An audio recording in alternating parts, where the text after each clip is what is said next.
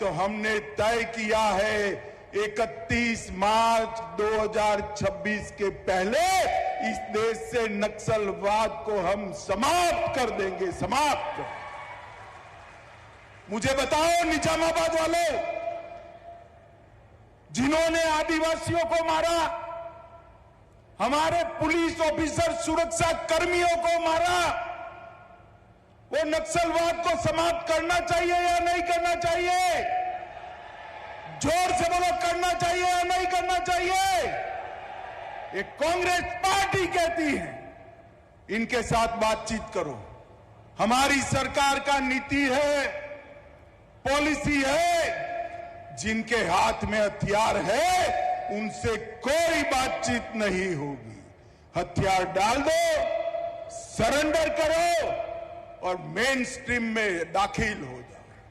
10,000 लोग उत्तर पूर्व में नॉर्थ ईस्ट में हथियार छोड़कर मेन स्ट्रीम में आए, तालुका का चुनाव लड़े, जिला का लड़े, विधायक लड़े।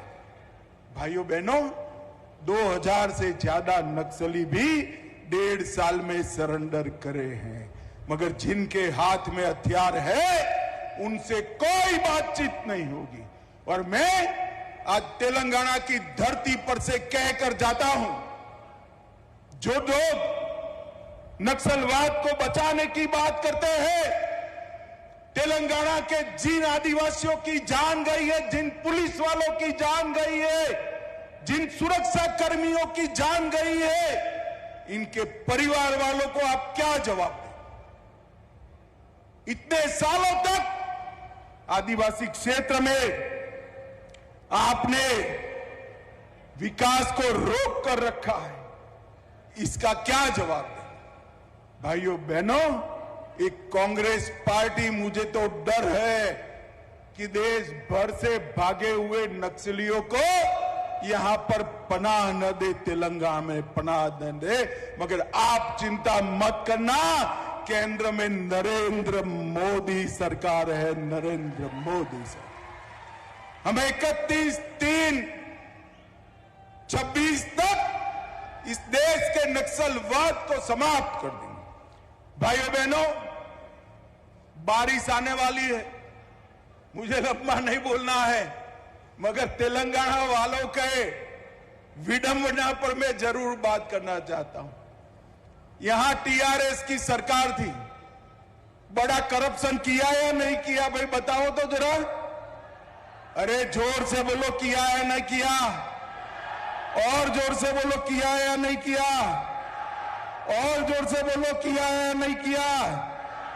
धारानी, कालेश्वरम, टीएसपीएससी, सिंगरेनी भर्तियां, ईएएम, सीईटी की परीक्षाएं, ये सारा करप्शन किया था ना? अब तेलंगाना की जनता रेवंत रेड्डी गारू को लाई, एक में भी केस किया है क्या? अरे बोलो भाई, किया है क्या?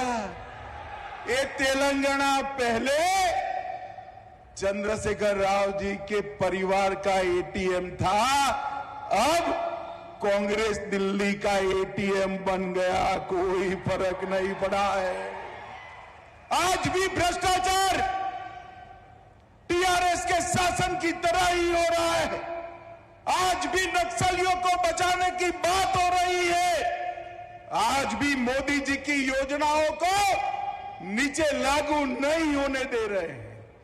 भाइयों बहनों, मैं कहने आया हूं, एक बार किसान, दलित, आदिवासी, महिला और युवा का भला चाहते हैं, मेरे पिछड़े वर्ग का, ओबीसी का भला चाहते हैं, तो वो भला केवल मोदी जी की डबल इंजन सरकार ही कर सकती है, और कोई भला नहीं कर सकता। हम तो भ्रष्टाचार के कारण तेलंगाना की जनता ने टीआरएस को निकाला, बीआरएस को निकाला, और उनके भी भ्रष्टाचार ज्यादा करने वाले, भ्रष्टाचार में उनके बाप जैसी कांग्रेस पार्टी आ गई। तेलंगाना वहीं का वहीं रह गया। भाइयों बहनों, तेलंगाना के चहुमुखी विकास के लिए यहां कांग्रेस पार्टी की सरकार भी नहीं चलेगी, टीआरएस की भी सरकार नहीं चलेगी। केवल और केवल नरेंद्र मोदी जी के नेतृत्व में भारतीय जनता पार्टी की सरकार कर सकती है। आज यहां पर मोदी जी ने किसानों को कहा हुआ एक और वादा पूरा हुआ है। मोदी जी ने किसानों के भले के लिए ढेर सारे काम किए हैं। बजट में 1 लाख करोड़ की बढ़ोतरी की।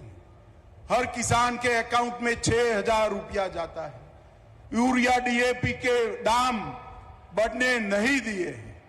किसान बीमा पहले कभी मिलता नहीं था, अब किसान को मिल रहा है। और अब हल्दी बोर्ड की भी रचना हो गई है। भाइयों बहनों, आने वाले दिनों के में मोदी जी ने दलित, पिछड़े, आदिवासी, गरीब, युवा और महिला के लिए, किसानों के लिए जो काम किए हैं हम उसको आगे चालू रखेंगे। और मैं रेवंत रेड्डी को कहकर जाता हूं, भाई रेवंत रेड्डी जी, आपको जनता ने पावर दी है, हमारे तेलंगाना को नक्सलियों का अड्डा मत बनने देना, मत बनने देना। और भाइयों बहनों, वो जो करे वो करे। फिर से मैं आपको कहकर जाता हूं, 31 मार्च 2026 को हम नक्सलवाद को समाप्त कर देंगे, पूरे देश से समाप्त करेंगे।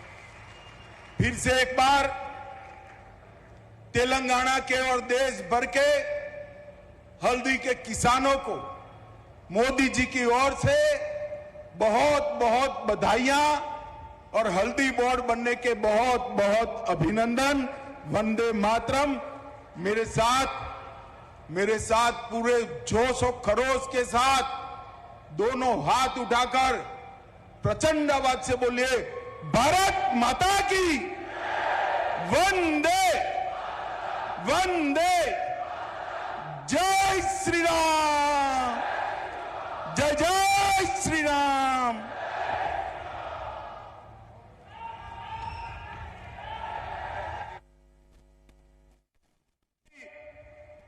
मोदी जी ने इस देश को सुरक्षित किया 4 दशक से।